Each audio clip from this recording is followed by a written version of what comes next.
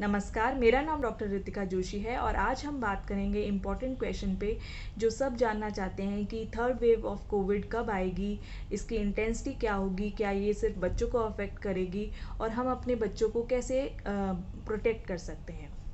First of all, prediction of Covid third wave. जो various scientific groups होते हैं और स्कॉलर्स होते हैं वो कुछ मैथमेटिकल मॉडल्स जो हैं वो अप्लाई करके प्रिडिक्ट करते हैं कि ये वेव कब आएगी, उसमें कितने केसेस होंगे और कैसा उसका पैटर्न रहेगा। और बट ये जो डिपेंड करती है कुछ फैक्टर्स पे डिपेंड करती है। उसमें सबसे पहले आता है कि पहले से कितने लोगों को ऑलरेडी ये इन्फेक्शन हो चुका है। दूसरा है कि वैक्सीनेशन आपका कैसा है, पॉपुलेशन कितना, पॉपुलेशन आपका हाफ वैक्सीनेटेड है, कितना आपका फुल वैक्सीनेटेड है। तीसरा है कि कितने अच्छे से लोग जो कोविड अप्रोप्रिएट बिहेवियर है उसको फॉलो करते हैं। उसके बाद है कि लॉकडाउन जो स्ट्रैटेजीज होती हैं वो कैसी हैं इन कंट्री में। और पांचवा और जो सबसे इम्पॉर्टेंट है कि जो वायरस है वो कैसे म्यूटेट करता है। अगर वो बहुत कंटेजियस फॉर्म ले लेता है तो तब भी जो ये प्रिडिक्शन है वो थोड़ा ऊपर नीचे हो जाती हैं। अभी तक की जो प्रिडिक्शंस हैं उसमें एक ग्रुप है वो कह रहा है कि अक्टूबर में इसका पीक, थर्ड वेव का पीक है वो एक्सपेक्टेड है। बट इसी के साथ जो एक सेकेंड ग्रुप है, डिपेंडिंग अपॉन द जो लोगों का बिहेवियर है वो कैसा है इस टाइम पे, वो एक्सपेक्ट कर रहे हैं कि हो सकता है ये थोड़ा जल्दी आ जाए wave. Starting from second week of August से शुरू होके इसका पीक सितंबर में एक्सपेक्ट कर रहे हैं। तो एक महीने का जो है वो थोड़ा ऊपर नीचे का टाइम है।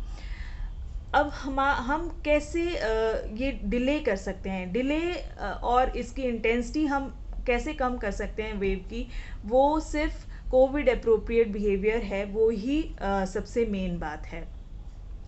तीसरी बात है कि बच्चों को क्या ये अफेक्ट करेगा क्या थर्ड वेव। जैसे पैटर्न है, फर्स्ट वेव में हमारे जो एल्डरली पॉपुलेशन थी वो काफ़ी अफेक्ट हुई थी। सेकेंड वेव आने से पहले जो एल्डरली पॉपुलेशन है या जो हमारी पॉपुलेशन विद कोमॉर्बिडिटीज़ हैं और जो हेल्थ केयर वर्कर्स हैं उनको वैक्सीनेट कर दिया गया था। और इसलिए सेकेंड वेव में अगर वो लोग अफेक्ट भी हुए तो जो उनका डिजीज़ था वो इतना सिवियर नहीं था, हॉस्पिटलाइजेशन की ज़रूरत नहीं पड़ी। बट हाँ, सेकेंड वेव में हमारी जो वर्किंग पॉपुलेशन, जो हमारा यंग जो पॉपुलेशन था अराउंड 40 ईयर्स जो थे, वो काफ़ी अफेक्ट हुए। मे बी बिकॉज क्योंकि वो ज़्यादा एक्सपोज रहते हैं, वो काम पे जाते हैं और वो वैक्सीनेटेड भी नहीं थे। इस पैटर्न के हिसाब से लगता है कि थर्ड वेव सिर्फ बच्चों में होगी, क्योंकि उनको ना तो अभी तक वैक्सीन मिली है और फर्स्ट में अगर बूढ़े हुए फिर यंग पॉपुलेशन हुआ तो अब सिर्फ बच्चे बचते हैं। बट ऐसा नहीं है। अभी एक एम्स में एक स्टडी हुई थी जिसमें उन्होंने सीरो कन्वर्जन मतलब एंटीबॉडीज़ देखी थी बच्चों में, जो रूरल पॉपुलेशन के बच्चे हैं और अर्बन पॉपुलेशन में।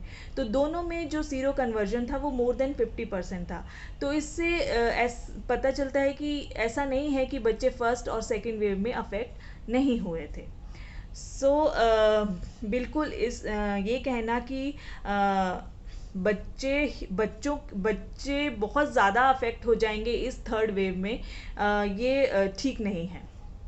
नाउ, अब बच्चों को कैसे प्रोटेक्ट किया जाए इस थर्ड वेव से। First of all, first and foremost एक ही बात है, कोविड अप्रोप्रिएट बिहेवियर आप जितने विग्रसली फॉलो करते हैं उतना ही आपका जो इस वायरस से आप बच सकते हैं। फर्स्ट ऑफ ऑल, आप सिखाइए अपने बच्चों को हैंड हाइजीन कैसे कैसे रखना है। बाहर जाते हैं तो आप सैनिटाइज़र यूज़ करिए, घर में रहते हैं तो आप सोप एंड वाटर से आप अपने हाथ क्लीन करिए। Double masking is very important.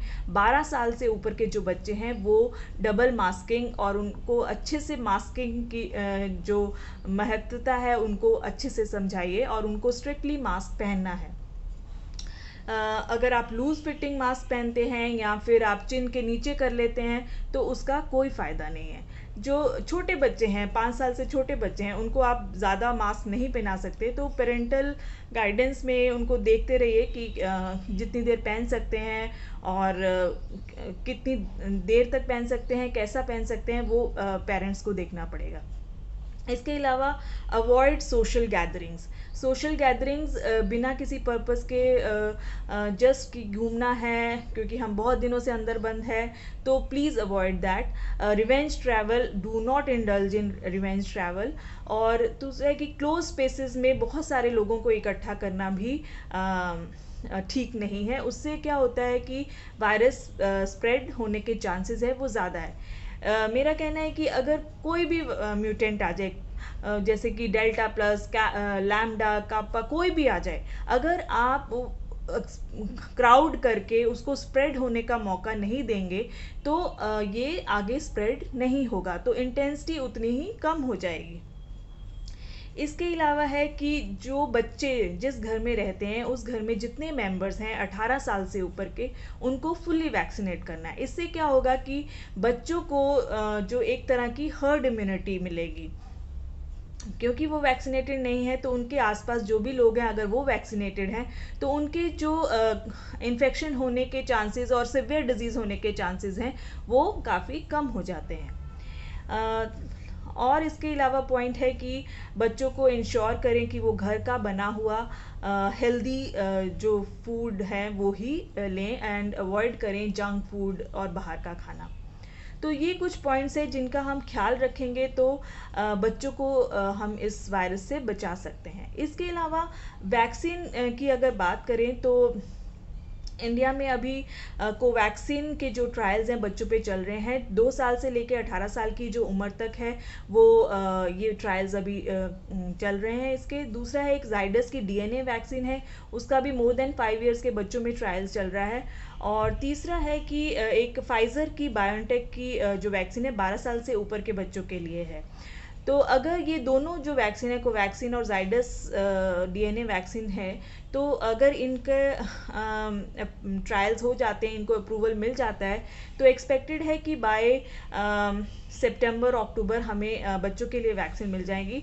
Other than Pfizer की वैक्सीन अगर भारत में लॉन्च हो जाती है, इंडिया में आ जाती है, तो उससे भी वो भी हमें अवेलेबल हो जाएगी। तो 3 वैक्सीन बाय अक्टूबर अवेलेबल होने के जो चांसेस हैं। But till then COVID appropriate behaviour is must, और अगर आप उनको फॉलो करेंगे तो इस वायरस से बिल्कुल बच सकते हैं। Thank you.